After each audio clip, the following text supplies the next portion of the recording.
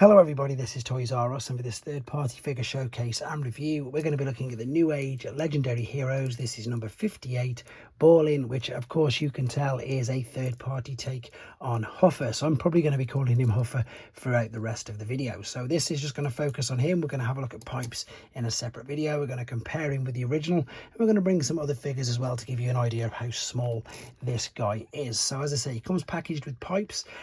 These are made by Newage, which is a third-party company which is not licensed by Hasbro or Takara because he transforms, so they can't call them by the proper names. These are referred to as legend scale figures, and they are indeed, as you can see, tiny.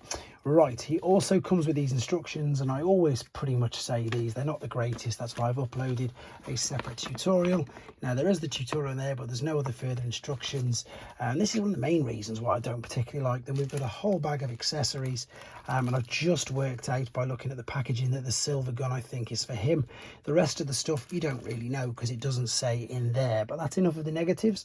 Let's just move the robot out of the way for now and just show you again just how small this is, even compared to a very small Generation 1 minibot. Now, if you don't have a Generation 1 minibot, let's bring in, I suppose, a deluxe figure, or let's bring in, of course, the one that most people know the size of. So this is your Earthrise Optimus Prime. So you can see now just how small this figure is. Now, before I go any further, this is the bonus mode. I'm going to discuss that a little bit more with you in a second. What I mean by that, this is the mode that if you've got their David figure, which is their Optimus Prime, but with the trailer, you can connect the trailer to this, which I think is a nice little bonus. To be honest, it is very similar to the original G1. Size wise, it is just in a completely different league in articulation, which you will see in a second. Also, some of this feels to be die cast because it definitely feels quite weighty and indeed quite heavy. Now, you can also as well, if you wanted to, store the weapon in the back there, but what I do need to very quickly show you is if you just separate this from this part here, because I want to show you, there we go, untab that. I want to show you how it should look with just normal feet, shall we say, at the back, or normal attachments at the back. This is the bonus way, as I say, for you to transport Optimus's trailer around.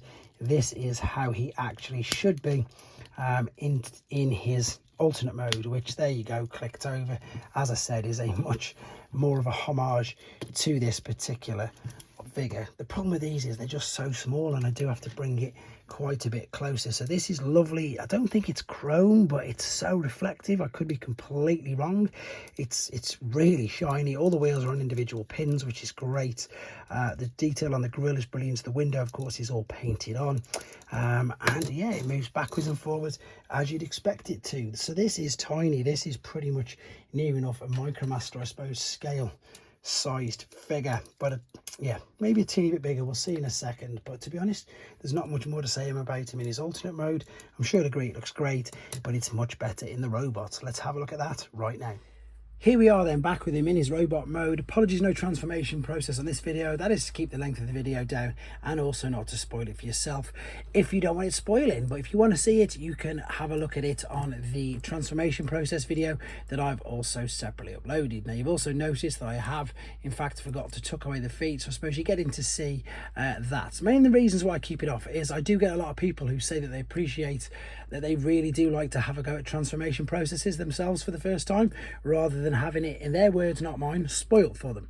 However, this little guy now has completely stepped up his game compared to the original. If you remember, we brought the original vehicle in, there wasn't too many differences, but as soon as you get him into pretty much robot mode, you will see why. Again, these are dubbed as mini masterpiece. The detail on these, you've got to confess, it's absolutely impeccable, and it is a completely different league again compared to what I would class as our core class figures in today's standards. So this is for a couple of reasons. One, because of course this is nice and basic. In some ways it might be aimed at more of a different demographic and age range, whereas these is aimed at more adult collectors. And of course there's a huge difference in price between these. So it's one of them other, you know, old English sayings, you get what you pay for, and that definitely is in the case with this. I'll bring these back in for some more size comparisons in a second, but just to show you, we can see obviously the detail on his head. If you've got small enough fingers, you can turn the head all the way around. It will spin around. I just literally can't get anywhere near it. It's on a mushroom peg, as you can see. It can look up and down. The arms will go all the way out to the side. You can see I say unrestricted, but you don't really need them to go much further than that T. If you want them to go all the way around, again, if you just slightly angle it and miss the backpack, they will spin all the way around. You've got a swivel at the shoulder blade. You've got a bicep flexion. You've got a wrist swivel. See what I mean? Crazy. You've got, is it an ab crunch? No, it's not. I thought it might have been, but it's not. You can, of course, though, kick the legs. You can see the hinges that they're on. You can kick these. Can you get the splits? Just about get the splits that way. Definitely this way, no issues whatsoever. You probably noticed as well that there is a swivel at the top of the thigh. You've then got, no, it's not a swivel, I thought it was. You've got a definite swivel, you've got a knee bend, and again your feet are fully articulated with the ankles and the rock, etc. as well. So you can see again, mini masterpiece, because the articulation level on them is the same as a masterpiece. You can also, if you wanted to, change the fists and the hands. So this would still allow you to have the wrist articulation. It would go in there and it would spin around. I'm going to keep the normal fists in for the simple reason that I want to pop his gun in his hands and show you that. So when I put these next to each other now you can see the differences. Huge differences. And again, you know, exactly that is as you'd expect. 40 years plus of engineering improvements. Let's move the original out of the way then. So let's bring in, here he is, he's known as David, and as I say, that is how allegedly, and Pete, my Newage expert, is bound to comment that this is how they looked exactly in the cartoon. Even though of course the vehicles are very different in their alternate mode, they Newage specialise in having the figures the same size as what they were in the cartoon. So there we go, that's that one there. Another quick core class for you from the main line, just again to show you how much smaller they are.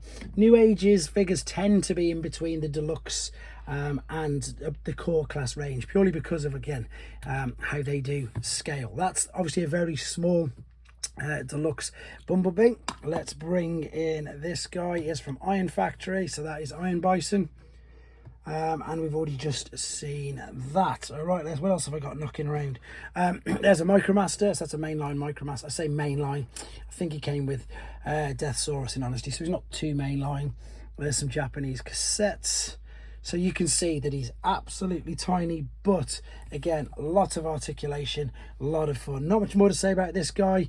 You're going to get to see pipes very soon. And then I've got Road Ranger and the other decos coming as well, very thick and fast. So let me know what you think of him in the comments, guys. Take care.